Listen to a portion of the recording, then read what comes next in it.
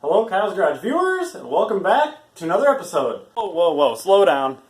I want to say Happy Memorial Day to all you veterans out there, those who have served and those serving right now. Thank each and every one of you. I couldn't do things like this YouTube channel if it wasn't for you guys keeping it nice and free out here. Alright, back to the video. On this one, we are getting started on doing the timing chain set on the 5.4 liter Expedition. And as you can see, I have a whole bunch of parts and some tools. So let's check it out and get straight into it. Alright, look at that.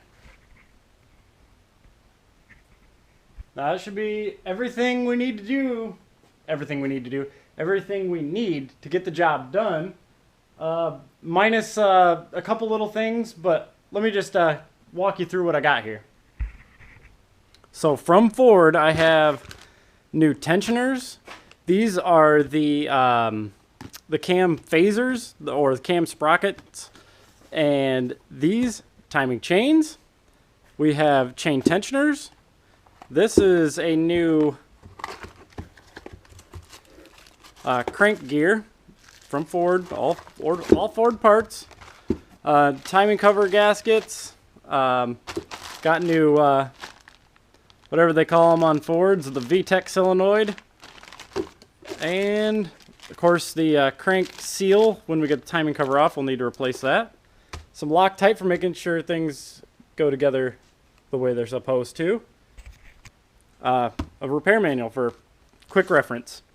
Even though I'm going to be referencing a different YouTube channel. You know, Ford Tech Makuloco. He's awesome.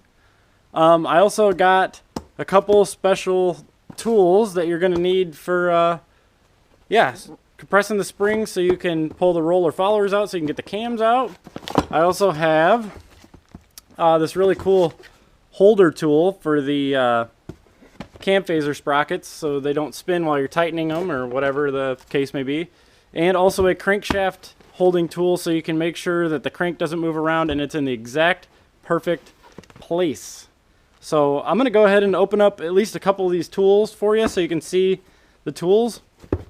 And now I got a Mondo wrench. That'll come into play later. Alright, I think I'm going to start with the crankshaft holding tool here.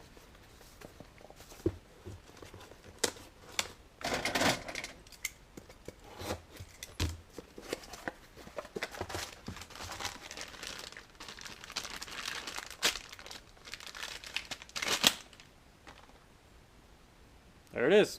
Just a little tool to slip over the crankshaft and hold it in the exact right position. Alright, next I want to open the OTC 3-valve valve spring compressor that we will need to compress the valves.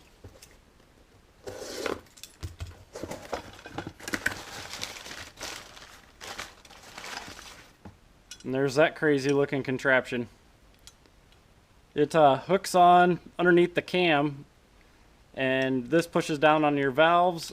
But of course, like I said, this will be later that we watch this tool work.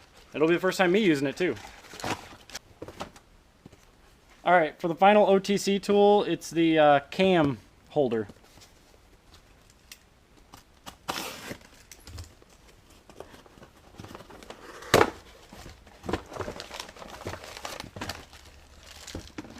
It's got this weird looking little block, so if you were to do the cam phaser job without pulling the timing cover, you need this.